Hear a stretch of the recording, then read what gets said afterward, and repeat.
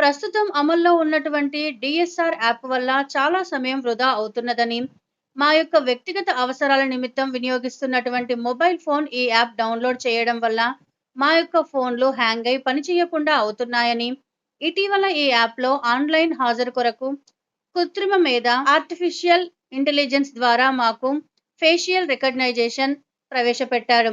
Third party నిర్వహిస్తున్నటువంటి ఈ app కృత్రిమ మేధతో పనిచేస్తుండడం వలన మా యొక్క వ్యక్తిగత సమాచారం ఇతరుల చేతుల్లోకి వెళ్లే అవకాశం ఉన్నదని పంచాయతీ సెక్రటరీలు హవేలీ ఘనాపూర్ మండల జేఏసీ మండల ఎంపీడీఓకు వినతి పత్రాన్ని అందజేశారు. జాయింట్ యాక్షన్ కమిటీ కార్యవర్గ ఆదేశాల మేరకు మా పంచాయతీ కార్యదర్శులకు నూతనంగా ఇంప్లిమెంట్ చేసినటువంటి ఏఐ అనే టెక్నాలజీతో డిఎస్ఆర్ కొత్తగా రూపొందించబడింది. అది థర్డ్ పార్టీ యాప్ కాబట్టి అందులో మా గోప్యతకు సంబంధించిన విషయాలు చాలా ఇబ్బందికరంగా ఉన్నాయి కాబట్టి అది మేము గత 5 సంవత్సరాల నుంచి డిఎస్ఆర్ పాత యాప్లో చేస్తున్నాము. కానీ ఇప్పటి ప్రభుత్వం ఈ కొత్తగా ఏఐ యాప్లో డిఎస్ఆర్ను ప్రవేశపెట్టింది. అది బయోమెట్రిక్ ఐరిష్ తోటి ఉంది. అది చేయడం చాలా మా గోప్యతకు మా పర్సనల్ జీవితానికి కూడా చాలా ఇబ్బందికరమైన పరిస్థితులు వస్తాయని చెప్పేసి మేమందరము దాన్ని మా యూనియన్ తరఫున అందరం కూడా రాష్ట్ర తరఫున మొత్తం జేఏసీగా ఏర్పడి దాన్ని వ్యతిరేకించడం జరిగింది. గత 10 రోజుల నుంచి మేము దాన్ని డిఎస్ఆర్ యాప్ చేయడం లేదు.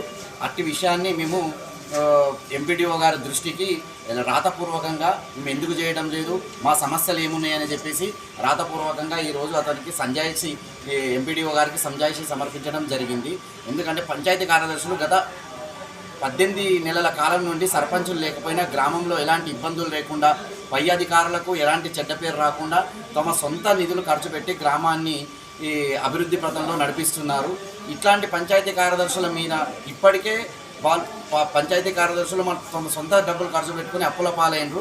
ఇట్లాంటి సమయంలో మళ్ళీ పంచాయతీ కార్యదర్శుల మీద ఐరిష్ పెట్టి వాళ్ళు ఏ పూటకు వస్తున్నారు, ఏ పూటకు పోతున్నారు అనేది ఒక పెద్ద నిఘా వ్యవస్థలాగా ఇట్లాంటి డిఎస్ఆర్ యాప్ చేయడం అనేది మాకు వ్యక్తిగత జీవితానికి కూడా చాలా ఇబ్బందికరంగా ఉన్నందున ఆ డిఎస్ఆర్ యాప్ను వ్యతిరేకిస్తూ, అలాగే మేము ఖర్చు పెట్టిన డబ్బులను మాకు సకాలంలో చెల్లించమని మాకు ఇప్పించమని కోరుతూ, అలాగే మాలో చాలా సమస్యలు ఉన్నాయి, పంచాయతీ కార్యదర్శుల సమస్యలు, అవన్నీ కూడా పరిష్కరించాలని ఒకటిగా పరిష్కరించాలని చెప్పేసి మేమందరం ఐక్యమత్యంతో కేంద్ర కార్యవర్గ నిర్ణయాల మేరకు ఆదేశాల మేరకు మేమందరం కూడా మేము సామూహికంగా డిఎస్ఆర్ యాప్ను వ్యతిరేకిస్తూ మేమందరం సార్ గారికి ఎంపీడీఓ గారికి సంజాయిషి సమర్పించడం జరిగింది.